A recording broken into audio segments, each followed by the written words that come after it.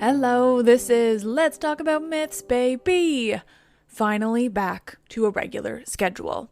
So, for the foreseeable future, you should once again have a regular episode on Tuesdays and an Iliad episode on Fridays.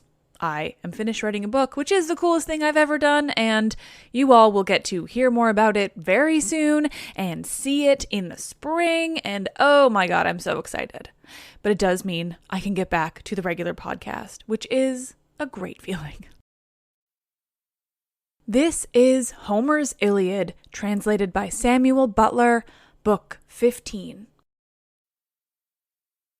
But when their flight had taken them past the trench and the set stakes, and many had fallen by the hands of the Danaans, the Trojans made a halt on reaching their chariots, routed and pale with fear.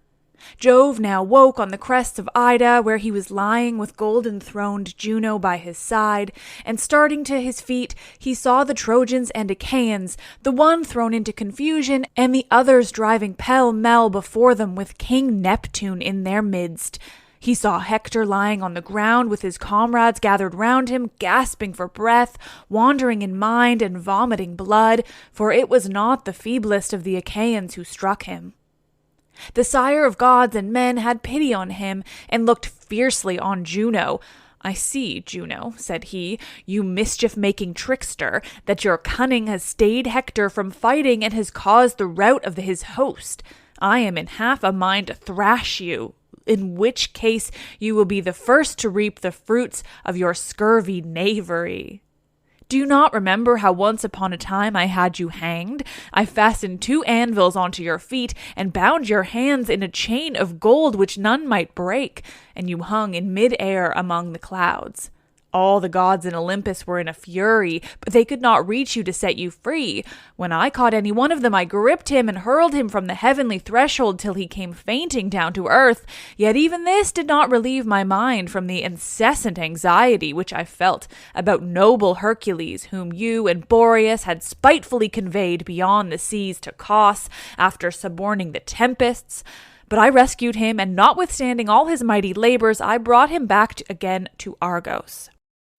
I would remind you of this, that you may learn to leave off being so deceitful and discover how much you are likely to gain by the embraces out of which you have come here to trick me." Juno trembled as he spoke and said, "May heaven above and earth below be my witnesses, with the waters of the river Styx, and this is the most solemn oath that a blessed god can take. Nay, I swear also by your own mighty head and by our bridal bed, things over which I could never possibly perjure myself, that Neptune is not punishing Hector and the Trojans and helping the Achaeans through any doing of mine. It is all his own mere motion, because he was so sorry to see the Achaeans hard-pressed at their ships. If I were advising him, I should tell him to do as you bid him." The sire of gods and men smiled and answered, "If you, Juno, were always to support me when we sit in council of the gods, Neptune, like it or no, would come round to your and my way of thinking. If then you are speaking the truth and mean what you say, go among the rank and file of the gods and tell Iris and Apollo, lord of the bow, that I want them. Iris, that she may go to the Achaean host, and tell Neptune to leave off fighting and go home, and Apollo, that he may send Hector again into battle and give him fresh strength. He will thus forget his present sufferings and drive the Achaeans back in confusion till they fall among the ships of Achilles, son of Peleus. Achilles will then send his comrade Patroclus into battle, and Hector will kill him in front of Ilius after he has slain many warriors, and among them my own noble son Sarpedon. Achilles will kill Hector to avenge Patroclus, and from that time I will bring it about that the Achaeans shall persistently drive the Trojans back till they fulfill the counsels of Minerva and take Ilius. But I will not stay my anger, nor permit any god to help the Danaans till I have accomplished the desire of the son of Peleus, according to the promise I made by bowing my head on the day when Thetis touched my knees and besought me to give him honor."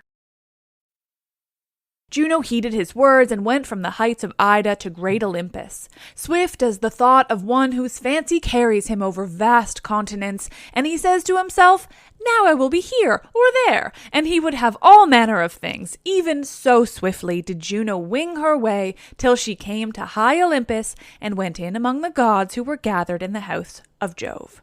When they saw her, they all of them came up to her and held out their cups to her by way of greeting. She let the others be, but took the cup offered her by lovely Themis, who was first to come running up to her. "Juno," said she, "why are you here? And you seem troubled. Has your husband, the son of Saturn, been frightening you?" And Juno answered, "Themis, do not ask me about it. You know what a proud and cruel disposition my husband has. Lead the gods to table, where you and all the immortals can hear the wicked designs which he has avowed.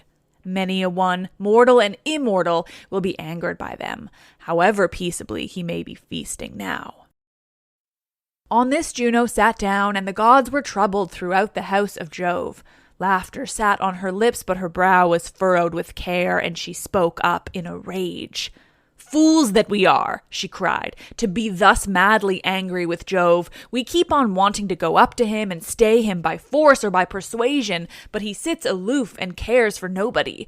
For he knows that he is much stronger than any other of the immortals.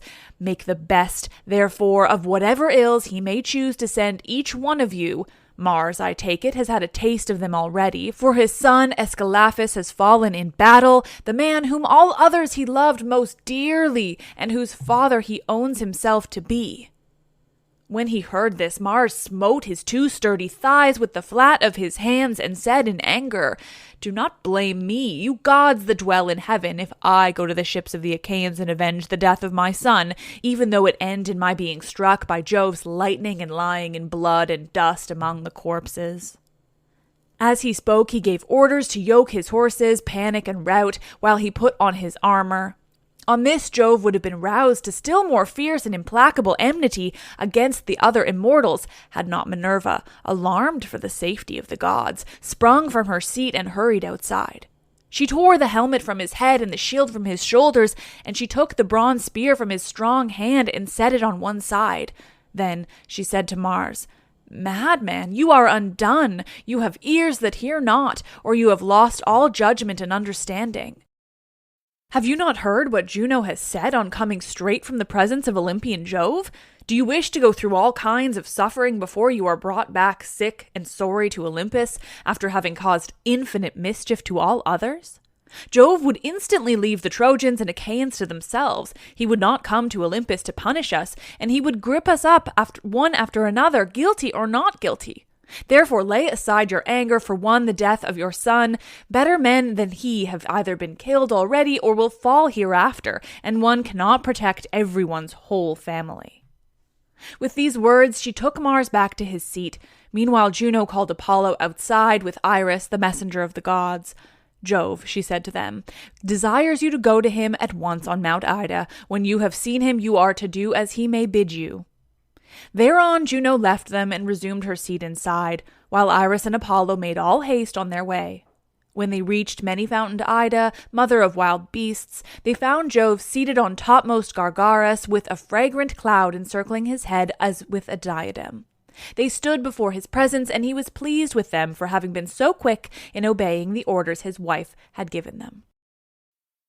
He spoke to Iris first. "Go," said he, "fleet Iris, tell King Neptune what I now bid you, and tell him true.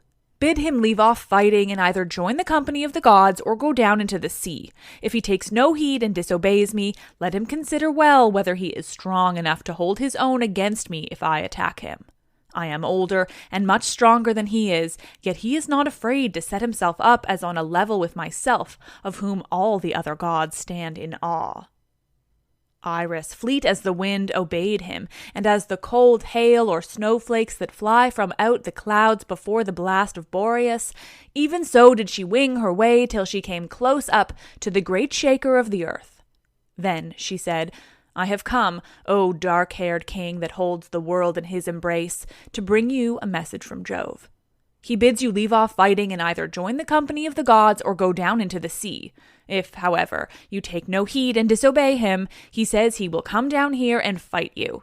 He would have you keep out of his reach, for he is older and much stronger than you are, and yet you are not afraid to set yourself up as on a level with himself, of whom all the other gods stand in awe." Neptune was very angry and said, "Great heavens! Strong as Jove may be, he has said more than he can do if he has threatened violence against me, who am of like honor with himself. We were 3 brothers whom Rhea bore to Saturn, Jove, myself, and Hades, who rules the world below. Heaven and earth were divided into 3 parts, and each of us was to have an equal share. When we cast lots, it fell to me to have my dwelling in the sea forevermore. Hades took the darkness of the realms under the earth, while air and sky and clouds were the portion that fell to Jove. But earth and great Olympus are the common property of all. Therefore I will not walk as Jove would have me. For all his strength, let him keep to his own 3rd share, and be contented without threatening to lay hands upon me as though I were nobody. Let him keep his bragging talk for his own sons and daughters, who must perforce obey him."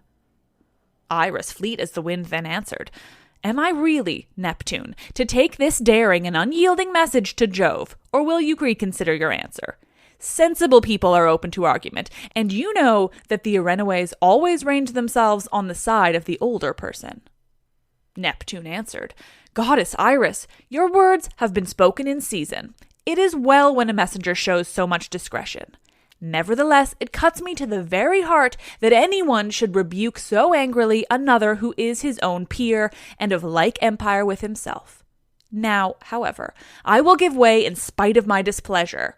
Furthermore, let me tell you, and I mean what I say, if contrary to the desire of myself, Minerva, driver of the spoil, Juno, Mercury, and King Vulcan, Jove spares steep Ilias and will not let the Achaeans have the great triumph of sacking it, let him understand that he will incur our implacable resentment." Neptune now left the field to go down under the sea, and sorely did the Achaeans miss him. Then Jove said to Apollo, "Go, dear Phoebus, to Hector, for Neptune, who holds the earth in his embrace, has now gone down under the sea to avoid the severity of my displeasure. Had he not done so, those gods who are below with Saturn would have come to hear of the fight between us. It is better for both of us that he should have curbed his anger and kept out of my reach, for I should have had much trouble with him. Take, then, your tasseled aegis and shake it furiously, so as to set the Achaean heroes in a panic. Take, moreover, brave Hector, O far darter, into your own care, and rouse him to deeds of daring, till the Achaeans are sent flying back to their ships and to the Hellespont. From that point I will think it well over how the Achaeans may have a respite from their troubles." Apollo obeyed his father's saying and left the crests of Ida, flying like a falcon, bane of doves, and swiftest of all birds. He found Hector no longer lying upon the ground, but sitting up, for he had just come to himself again. He knew those who were about him, and the sweat and hard breathing had left him from the moment when the will of aegis-bearing Jove had revived him. Apollo stood beside him and said, "Hector, son of Priam, why are you so faint, and why are you here away from the others? Has any mishap befallen you?" Hector in a weak voice answered, "And which, kind sir, of the gods are you, who now ask me thus? Do you not know that Ajax struck me on the chest with a stone as I was killing his comrades at the ships of the Achaeans, and compelled me to leave off fighting? I made sure that this very day I should breathe my last and go down into the house of Hades." Then King Apollo said to him, "Take heart. The son of Saturn has sent you a mighty helper from Ida to stand by you and defend you. Even me, Phoebus Apollo of the golden sword, who have been guardian hitherto not only of yourself but of your city. Now, therefore, order your horsemen to drive their chariots to the ships in great multitudes. I will go before your horses to smooth the way for them, and will turn the Achaeans in flight." As he spoke, he infused great strength into the shepherd of his people, and as a horse, stabled and full-fed, breaks loose and gallops gloriously over the plain to the place where he is wont to take his bath in the river, he tosses his head and his mane streams over his shoulders as in all the pride of his strength he flies full speed to the pastures where the mares are feeding. Even so, Hector, when he heard what the god said, urged his horsemen on, and sped forward as fast as his limbs could take him. As country peasants set their hounds on to a homed stag or wild goat, he has taken shelter under rock or thicket, and they cannot find him. But lo, a bearded lion whom their shouts have roused stands in their path, and they are in no further humor for the chase. Even so, the Achaeans were still charging on in a body, using their swords and spears pointed at both ends. But when they saw Hector going about among the men, they were afraid, and their hearts fell down into their feet. Then spoke Thoas, son of Andramon, leader of the Aetolians, a man who could throw a good throw, and who was staunch also in close fight, while few could surpass him in a debate when opinions were divided. He then, with all sincerity and goodwill, addressed them thus: "What, in heaven's name, do I now see? Is it not Hector come to life again? Everyone made sure he had been killed by Ajax, son of Telamon, but it seems that one of the gods has again rescued him. He has killed many of us Danaans already, and I take it will yet do so, for the hand of Jove must be with him, or he would never dare show himself so masterful in the forefront of the battle.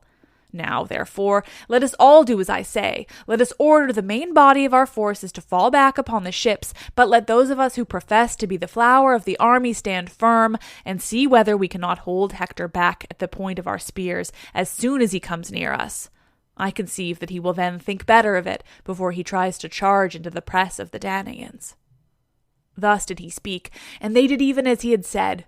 Those who were about Ajax and King Idomeneus, the followers moreover of Teucer, Meriones, and Meges, peer of Mars, called all their best men about them and sustained the fight against Hector and the Trojans, but the main body fell back upon the ships of the Achaeans. The Trojans pressed forward in a dense body, with Hector striding on at their lead. Before him went Phoebus Apollo, shrouded in cloud about his shoulders. He bore aloft the terrible aegis with its shaggy fringe, which Vulcan the smith had given Jove to strike terror into the hearts of men. With this in his hand, he led on the Trojans. The Argives held together and stood their ground. The cry of battle rose high from either side, and the arrows flew from the bowstrings.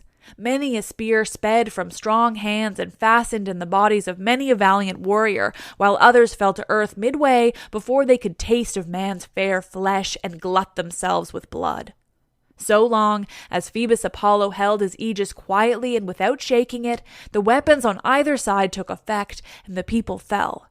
But when he shook it straight in the face of the Danaans and raised his mighty battle cry, their hearts fainted within them, and they forgot their former prowess. As when two wild beasts spring in the dead of night on a herd of cattle or a large flock of sheep when the herdsman is not there, even so were the Danaans struck helpless, for Apollo filled them with panic and gave victory to Hector and the Trojans. The fight then became more scattered, and they killed one another where they best could. Hector killed Stichius and Arcesilaus, the one leader of the Boeotians, and the other friend and comrade of Menelaus. Aeneas killed Medon and Iasus. The first was bastard son of Oileus and brother to Ajax, but he lived in Phylace, away from his own country, for he had killed a man, a kinsman of his stepmother, Areopis, whom Oileus had married. Iasus had become a leader of the Athenians and was son of Sphelus, the son of Bucolus. Polydamas killed Macistius, and Polites Achaeus in the front of the battle, while Agenor slew Colonius. Paris struck Diocus from behind in the lower part of the shoulder as he was flying among the foremost, and the point of the spear went clean through him. While they were spoiling these heroes of their armor, the Achaeans were flying pell-mell to the trench and the set stakes, and were forced back within their wall. Hector then cried out to the Trojans, "Forward to the ships and let the spoils be. If I see any man keeping back on the other side of the wall away from the ships, I will have him killed. His kinsmen and kinswomen shall not give him his dues of fire, but dogs shall tear him to pieces in front of our city." As he spoke, he laid his whip about his horse's shoulders and called to the Trojans throughout their ranks. The Trojans shouted with a cry that rent the air and kept their horses neck and neck with his own. Phoebus Apollo went before and kicked down the banks of the deep trench into its middle so as to make a great broad bridge, as broad as the throw of a spear when a man is trying his strength. The Trojan battalions poured over the bridge, and Apollo with his redoubtable aegis led the way. He kicked down the wall of the Achaeans as easily as a child who played on the seashore has built a house of sand and then kicks it down again and destroys it. Even so did you, O Apollo, shed toil and trouble upon the Argives, filling them with panic and confusion. Thus then were the Achaeans hemmed in at their ships, calling out to one another and raising their hands with loud cries, every man to heaven. Nestor of Gerene, tower of strength to the Achaeans, lifted up his hands to the starry firmament of heaven, and prayed more fervently than any of them. Father Jove, said he, if ever any one in wheat-growing Argos burned you fat thigh bones of sheep or heifer, and prayed that he might return safely home, whereon you bowed your head to him in assent, bear it in mind now, and suffer not the Trojans to triumph thus over the Achaeans. All counseling Jove thundered loudly in answer to the prayer of the aged son of Neleus. When they heard Jove thunder, they flung themselves yet more fiercely on the Achaeans, as a wave breaking over the bulwarks of a ship when the sea runs high before a gale, for it is the force of the wind that makes the wave so great. Even so did the Trojans spring over to the wall with a shout and drive their chariots onwards.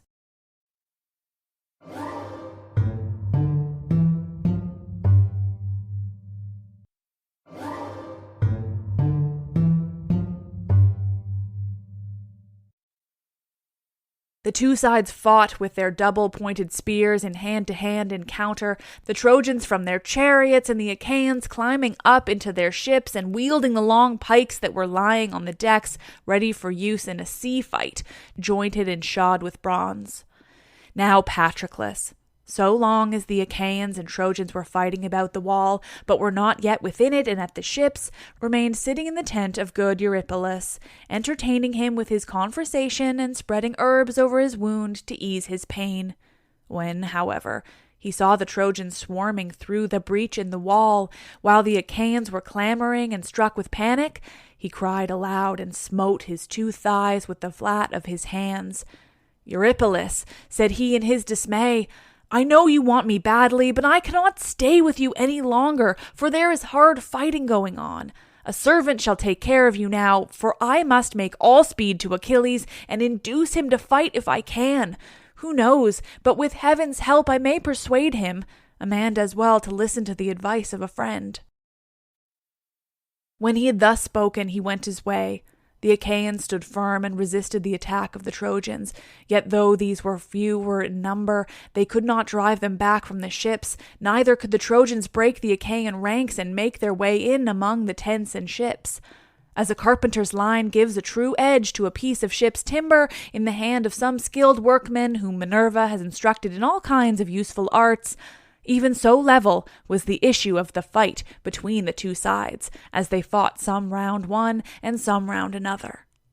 Hector made straight for Ajax, and the two fought fiercely about the same ship. Hector could not force Ajax back and fire the ship, nor yet could Ajax drive Hector from the spot to which heaven had brought him.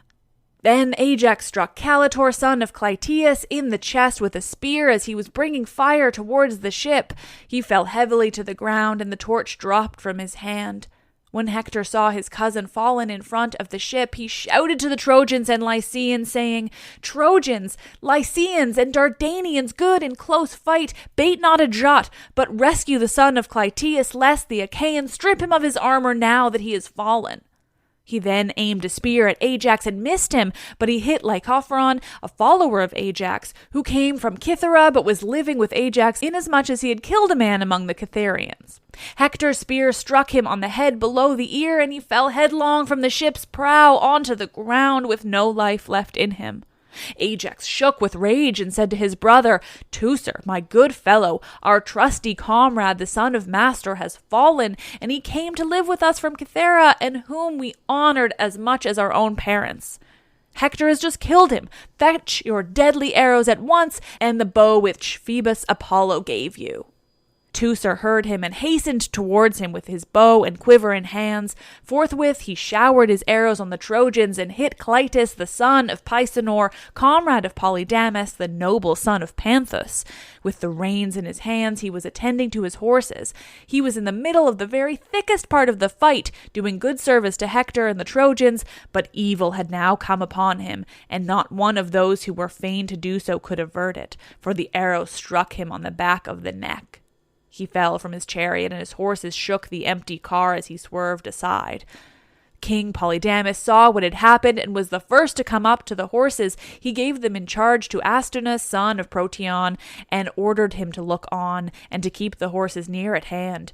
He then went back and took his place in the front ranks. Teucer then aimed another arrow at Hector, and there would have been no more fighting at the ships if he had hit him and killed him then and there. Jove, however, who kept watch over Hector, had his eyes on Teucer and deprived him of his triumph by breaking his bowstring for him just as he was drawing it about to take his aim. On this the arrow went astray and the bow fell from his hands. Teucer shook with anger and said to his brother, "Alas, see how heaven thwarts us in all we do. It has broken my bowstring and snatched the bow from my hand, though I strung it this selfsame morning that it might serve me for many an arrow." Ajax, son of Telamon, answered, "My good fellow, let your bow and arrows be, for Jove has made them useless in order to spite the Danaans. Take your spear, lay your shield upon your shoulder, and both fight the Trojans yourself and urge others to do so. They may be successful for the moment, but if we fight as we ought, they will find it a hard matter to take the ships." Teucer then took his bow and put it by his tent. He hung a shield 4 hides thick about his shoulders, and on his comely head he set his helmet well wrought with a crest of horsehair that nodded menacingly above it. He grasped his redoubtable bronze-shod spear, and forthwith he was by the side of Ajax. When Hector saw that Teucer's bow was of no more use to him, he shouted out to the Trojans and Lycians, "Trojans, Lycians, and Dardanians, good in close fight, be men, my friends, and show your mettle here at the ships, for I see the weapon of one of their chieftains made useless by the hand of Jove. It is easy to see when Jove is helping people and means to help them still further, or again when he is bringing them down and will do nothing for them. He is now on our side, and he is going against the Argives. Therefore swarm round the ships and fight. If any of you is struck by spear or sword and loses his life, let him die. He dies with honor who dies fighting for his country, and he will leave his wife and children safe behind him, with his house and allotment unplundered, if only the Achaeans can be driven back to their own land, they and their ships." With these words he put heart and soul into them all. Ajax on the other side exhorted his comrades, saying, "Shame on you, Argives! We are now utterly undone unless we can save ourselves by driving the enemy from our ships. Do you think, if Hector takes them, that you will be able to get home by land? Can you not hear him cheering on his whole host to fire our fleet, and bidding them remember that they are not at a dance but in battle? Our only course is to fight them with might and main. We had better chance it, life or death, once for all, than fight long and without issue, hemmed in at our ships by worse men than ourselves." With these words he put life and soul into them all. Hector then killed Schedius, son of Perimedes, leader of the Phocians, and Ajax killed Laodamas, captain of foot soldiers and son to Antenor. Polydamas killed Otis of Kylene, a comrade of the son of Phyleus and chief of the proud Epeans. When Meges saw this, he sprang upon him, but Polydamas crouched down and he missed him, for Apollo would not suffer the son of Panthus to fall in battle. But the spear hit Crosmas in the middle of his chest, whereon he fell heavily to the ground, and Meges stripped him of his armor. At that moment the valiant soldier Dolops, son of Lampus, sprang upon him. Lampus was son of Laomedon and noted for his valor, while his son Dolops was versed in all the ways of war. He then struck the middle of the son of Phyleus' shield with his spear, setting on him at close quarters, but his good corslet made with plates of metal saved him. Phyleus had brought it from Ephyra and the river Celius, where his host, King Euphates, had given it to him to wear in battle and protect him. It now served to save the life of his son. Then Meges struck the topmost crest of Dolops' bronze helmet with his spear and tore away its plume of horsehair, so that all, newly dyed with scarlet as it was, tumbled down into the dust. While he was still fighting and confident of victory, Menelaus came up to help Meges and got by the side of Dolops unperceived. He then speared him in the shoulder from behind, and the point, driven so furiously, went through into his chest, whereon he fell headlong. The two then made towards him to strip him of his armor, but Hector called on all his brothers for help, and he especially upbraided brave Melanippus, son of Hictaon, who erewhile used to pasture his herds of cattle in Percote before the war broke out. But when the ships of the Danaans came, he went back to Ilias, where he was eminent among the Trojans and lived near Priam, who treated him as one of his own sons. Hector now rebuked him and said, "Why, Melanippus, are we thus remiss? Do you take no note of the death of your kinsmen, and do you not see how they are trying to take Dolops' armor? Follow me. There must be no fighting the Argives from a distance now, but we must do so in close combat till either we kill them or they take the high wall of Ilias and slay her people." He led on as he spoke, and the hero Melanippus followed after. Meanwhile, Ajax, son of Telamon, was cheering on the Argives. "My friends," he cried, "be men and fear dishonor. Quit yourselves in battle so as to win respect from one another. Men who respect each other's good opinion are less likely to be killed than those who do not, but in flight there is neither gain nor glory." Thus did he exhort the men who were already bent upon driving back the Trojans. They laid his words to heart and hedged the ships as with a wall of bronze, while Jove urged on the Trojans. Menelaus of the loud battle cry urged Antilochus on. "Antilochus," said he, "you are young, and there is none of the Achaeans more fleet of foot or more valiant than you are. See if you cannot spring upon some Trojan and kill him." He hurried away when he had thus spurred Antilochus, who at once darted out from the front ranks and aimed a spear, after looking carefully round him. The Trojans fell back as he threw, and the dart did not speed from his hand without effect, for it struck Melanippus, the proud son of Hictaon, in the breast by the nipple as he was coming forward, and his armor rang rattling round him as he fell heavily to the ground. Antilochus sprang upon him as a dog springs upon a fawn which a hunter has hit as it was breaking away from its covert, and killed it. Even so, O Melanippus, did stalwart Antilochus spring upon you to strip you of your armor. But noble Hector marked him, and came running up to him through the thick of the battle. Antilochus, brave soldier though he was, would not stay to face him, but fled like some savage creature which knows it has done wrong, and flies when it has killed a dog or a man who is herding his cattle before a body of men can be gathered to attack it.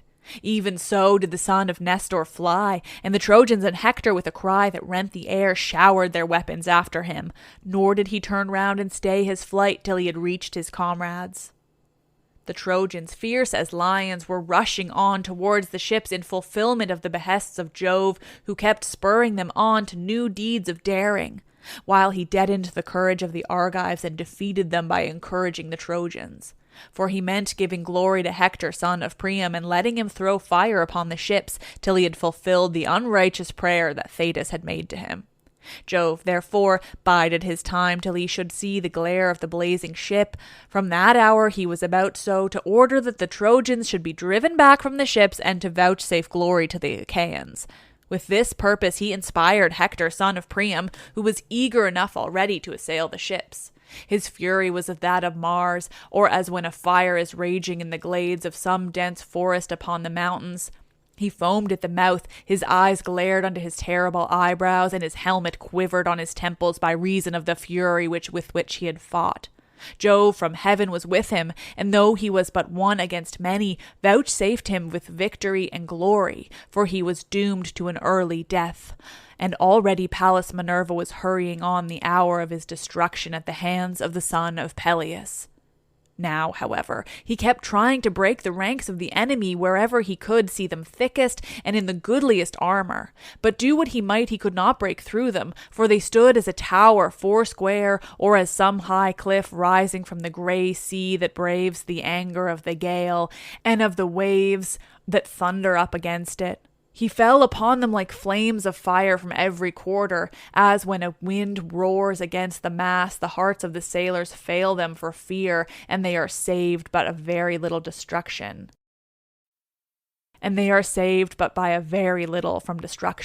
Even Even so were the hearts of the Achaeans fainting within them, or as a savage lion attacking a herd of cows while they are feeding by thousands in the low-lying meadows by some wide-watered shore. The herdsman is at his wit's end how to protect his herd, and keeps going about now in the van and now in the rear of the cattle, while the lion springs into the thick of them and fastens on a cow so that they all tremble for fear. Even so were the Achaeans utterly panic-stricken by Hector and Father Jove. Nevertheless, Hector only killed Peripetes of Mycenae. He was son of Copreus, who was wont to take orders of King Eurystheus to mighty Hercules. But the son was a far better man than the father in every way. He was fleet of foot, a valiant warrior, and in understanding ranked among the foremost men of Mycenae. He it was who then afforded Hector a triumph, for as he was turning back he stumbled against the rim of his ship, which reached his feet, and served to keep the javelins off him. He tripped against this and fell face upward, his helmet ringing loudly about his head as he did so. Hector saw him fall and ran up to him. He thrust a spear into his chest and killed him close to his own comrades. These, for all their sorrow, could not help him, for they were themselves terribly afraid of Hector. They had now reached the ships, and the prows of those who had been drawn up first were on every side of them, but the Trojans came pouring after them. The Argives were driven back from the first row of ships, but they made a stand by their tents without being broken and scattered. Shame and fear restrained them. They kept shouting incessantly to one another, and Nestor of Gerene, tower of strength to the Achaeans, was loudest in imploring every man by his parents and beseeching him to stand firm. "Be men, my friends," he cried, "and respect one another's good opinion. Think all of you on your children, your wives, your property, and your parents, whether these be alive or dead. On their behalf, though they are not here, I implore you to stand firm and not to turn in flight." With these words he put heart and soul into them all. Minerva lifted the thick shield of darkness from their eyes, and much light fell upon them, alike on the side of the ships and on that where the fight was raging. They could see Hector and all his men, both those in the rear who were taking no part in the battle, and those who were fighting by the ships. Ajax could not bring himself to retreat along with the rest, but strode from deck to deck with a great sea pike in his hands, 12 cubits long and jointed with rings. As a man, skilled in feats of horsemanship, couples 4 horses together and comes tearing full speed along the public way from the country into some large town, many, both men and women, marvel as they see him, for he keeps all the time changing his horse, springing from one to another without ever missing his feet while the horses are at a gallop. Even so did Ajax go striding from one ship's deck to another, and his voice went up into the heavens. He kept on shouting his orders to the Danaans and exhorting them to defend their ships and tents. Neither did Hector remain within the main body of the Trojan warriors, but as a dun eagle swoops down upon a flock of wild fowl feeding near a river, geese as it may be, or cranes, or long-necked swans. Even so did Hector make straight for a dark-prowed ship, rushing right towards it, for Jove with his mighty hand impelled him forward and roused his people to follow him. And now the battle again raged furiously at the ships. You would have thought the men were coming on fresh and unwearied, so fiercely did they fight, and this was the mind in which they were. The Achaeans did not believe they should escape destruction, but thought themselves doomed, while there was not a Trojan but his heart beat high with the hope of firing the ships and putting the Achaean heroes to the sword. Thus were the two sides minded. Then Hector seized the stern of the good ship that had brought Protesilaus to Troy, but never bore him back to his native land. Round this ship there raged a close hand-to-hand fight between Danaans and Trojans. They did not fight at a distance with bows and javelins, but with one mind hacked at one another in close combat with their mighty swords and spears pointed at both ends. They fought, moreover, with keen battle-axes and with hatchets. Many a good stout blade hilted and scabbarded with iron fell from hand or shoulder as they fought, and the earth ran red with blood. Hector, when he had seized the ships, would not loose his hold, but held on to its curved stern and shouted to the Trojans, "Bring fire and raise the battle cry, all of you, with a single voice. Now has Jove vouchsafed us a day that will pay us for all the rest. This day we shall take the ships which came hither against heaven's will, and which have caused us such infinite suffering through the cowardice of our counselors, who, when I would have done battle at the ships, held me back and forbade the host to follow me. If Jove did then indeed warp our judgments, himself now commands me and cheers me on." As he spoke thus, the Trojans sprang yet more fiercely on the Achaeans, and Ajax no longer held his ground, for he was overcome by the darts that were flung at him, and made sure that he was doomed. Therefore he left the raised deck at the stern and stepped back onto the 7-foot bench of the oarsmen. Here he stood on the lookout, and with his spear held back any Trojan whom he saw bringing fire to the ships. All the time he kept on shouting at the top of his voice and exhorting the Danaans. "My friends," he cried, "Danaan heroes, servants of Mars, be men, my friends, and fight with might and with main. Can we hope to find helpers hereafter, or a wall to shield us more surely than the one we have? There is no strong city within reach, whence we may draw fresh forces to turn the scales in our favor. We are on the plain of the armed Trojans, with the sea behind us and far from our country. Our salvation, therefore, is in the might of our hands and in hard fighting." As he spoke, he wielded his spear with still greater fury, and when any Trojan made towards the ships with fire at Hector's bidding, he would be on the lookout for him and drive at him with his long spear. 12 men did he thus kill in hand-to-hand fight before the ships.